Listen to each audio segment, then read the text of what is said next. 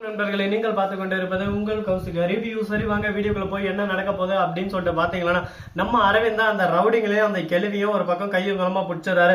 அவருக்கு எப்படி கிடைச்சாரு அப்படின்னு சொல்லிட்டு பாத்தீங்கன்னா, போலீஸ் அதிகாரியோட உதவியோட மட்டும் இல்லாம அவங்க கேப் டிரைவர் ஓட்டுறவர், அதனால நிறைய பேர் கான்டாக்ட் இருக்கு. எல்லாருக்கிட்டையும் விசாரிக்கும் போது இந்த மாதிரி ஒரு பாட்டி தான் அழைச்சிட்டு போனாங்க, இந்த இடத்துல போய் விட்டுட்டு வந்தேன்னு சொல்லிட்டு சொல்றாங்க. அந்த இடத்துல போய் பார்த்தா அந்த பாட்டியும் அந்த மூவரும் ஒரு பக்கம் கலந்துரையாடல் இருக்காங்க. அதை பார்த்ததும் ஒரு பக்கம் ஷாக் ஆயிடுறாங்க நம்ம அரவிந்த். உடனே அரவிந்த் சும்மா இருப்பாரா?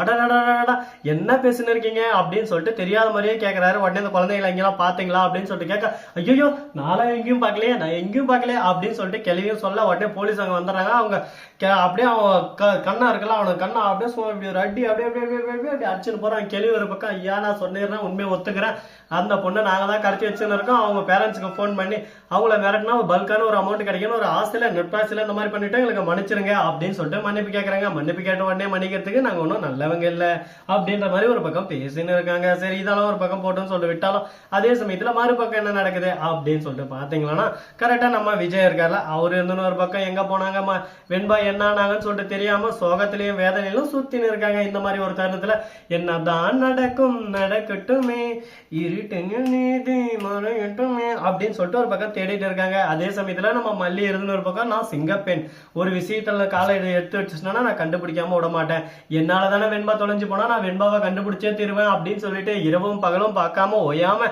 தேடல் வேட்டையில ஆரம்பிக்கிறாங்க. உடனே விஜய் கோவம் வந்துருது.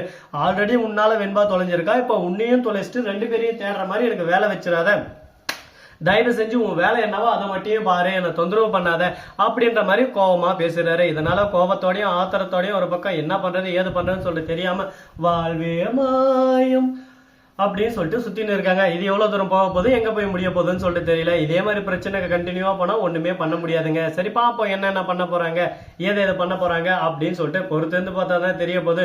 உண்மை எது பொய் எதுன்னு சொல்லிட்டு அந்த கடவுள் நல்லாவே அறியும். அந்த கடவுளோட அருளால நாமளும் உண்மையை தெரிஞ்சுக்கலாம் அப்படின்ற ஒரு விஷயத்த இப்போதைக்கு பூர்த்தி செய்யறோம். சரி இந்த மாதிரி எல்லாம் ஒரு பக்கம் போயின்னு இருக்கேன்.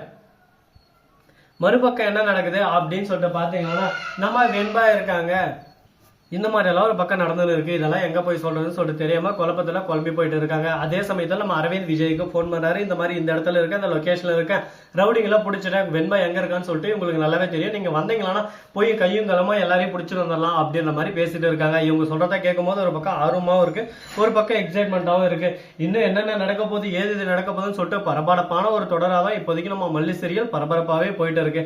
சரி இப்படி எல்லாம் ஒரு பக்கம் போட்டுன்னு சொல்லிட்டு விட்டாலும், அதே சமயத்துல மறுபக்கம் என்ன நடக்குது அப்படின்னு சொல்லிட்டு பாத்தீங்கன்னா, நம்ம தலைவர் விஜய் இருக்கார்ல, அவரு இருந்து ஒரு பக்கம் மல்லி கிட்ட சொல்லிடுறாரு, மல்லி நீ தயவு செஞ்சு எங்கேயும் போய் தேடாத, நான் வெண்பாவை அழைச்சிட்டு வந்துடுறேன், வீட்டிலே இரு அப்படின்னு சொல்லி விட்டு தான் அந்த இடத்துல இருந்து கிளம்புறாங்க. நம்ம ராஜேஸ்வரி தீபிகாவுக்கு போன் பண்ணி இந்த இடத்துல இதான் பண்ணிருக்காங்க அப்படின்னு சொல்லிட்டு எல்லா விஷயத்தையும் கண்டுபிடிச்சிட்டோன்னு சொல்லிட்டு பேசிட்டு இருக்காங்க.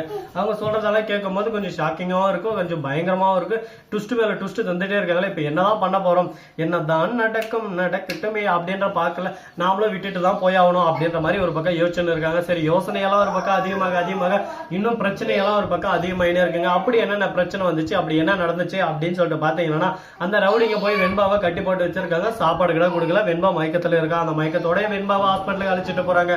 அங்க போய் பார்த்தா வெண்பா இப்போதைக்கு சுயநினைவு இழந்துட்டு இருக்கா. இன்னும் ஒரு சில நேரங்களாகவும் ஒரு சில மணி நேரமாகவும் வெயிட் பண்ணுங்க, காத்திருக்க தான் எல்லாமே ஒரு பக்கம் நல்ல செய்தியா சொல்ல முடியும் அப்படின்னு சொல்லிட்டு சொல்லிடுறாங்க.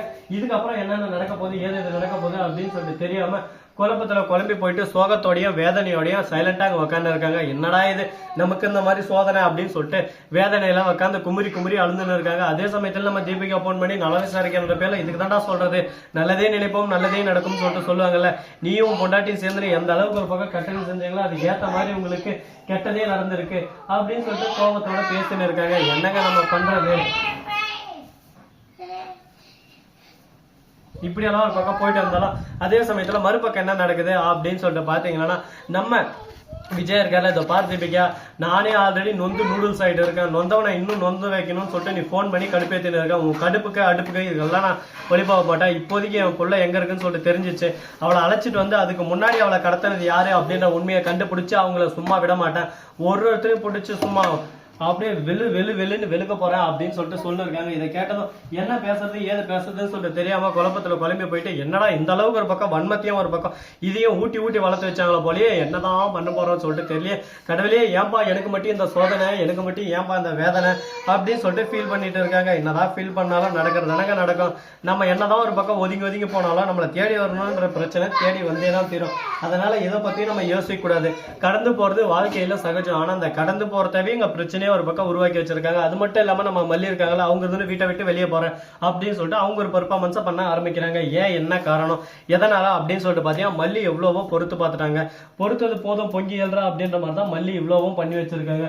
இதுக்கு மேல என்னென்ன பண்ண போறாங்க ஏது பண்ண போறாங்கன்னு சொல்லிட்டு தெரியல. பாப்போம் என்னென்ன நடக்க போகுது ஏது நடக்க போகுதுன்னு சொல்லிட்டு தெரியாம சரி போனதெல்லாம் போயிடுச்சு. இதுக்கப்புறம் என்ன பண்ண போறோம் அப்படின்னு சொல்லிட்டு பார்த்தீங்கன்னா, இப்படிதாங்க நம்மள தொல்லை பண்றதுக்கு நிறைய தொல்லைகள்லாம் வந்துட்டு தான் இருக்கும். அந்த தொல்லைகளெல்லாம் நம்ம மைண்ட்ல ஏத்திக்காம நம்ம போக்கஸ் என்ன அந்த போக்கஸ்லயே நம்ம இருக்கணும். அப்பதான் நம்ம வாழ்க்கையில ஜெயிக்க முடியும் அப்படின்ற விஷயத்த ஒரு பக்கம் சொல்லி வச்சிருவோம். சரி இதெல்லாம் ஒரு பக்கம் போக, அதே சமயத்துல கரெக்டா நம்ம வெண்பா குட்டி இருக்காங்களா, அவங்க திடீர்னு கண் முழிக்கிறாங்க. கண் முழிச்சதும் ஒரே ஷாக், வா வெண்பா அப்படின்னு சொல்லிட்டு எல்லாரும் ஒரு பக்கம் அதிர்ச்சியோட ஷாக் ஆகிறாங்க. ஒரு பக்கம் முழிச்சிட்டாங்கன்னு சொல்லிட்டு வெண்பா கிட்ட பேசும்போது வெண்பா நல்லாவே பேசுறாங்க. அப்பதான் எல்லாருக்கும் ஒரு பக்கம் பேச்சு மூச்சு எல்லாமே வருது. எப்பாடா இப்பதான்டா சந்தோஷமா இருக்கு சாமி, வாழ்க்கையிலே இந்த விஷயம் எப்ப நடக்கும்னு சொல்லிட்டு காத்துனா அது மாதிரி நடந்துச்சு அப்படின்னு சொல்லிட்டு மகிழ்ச்சியோட இருக்காங்க.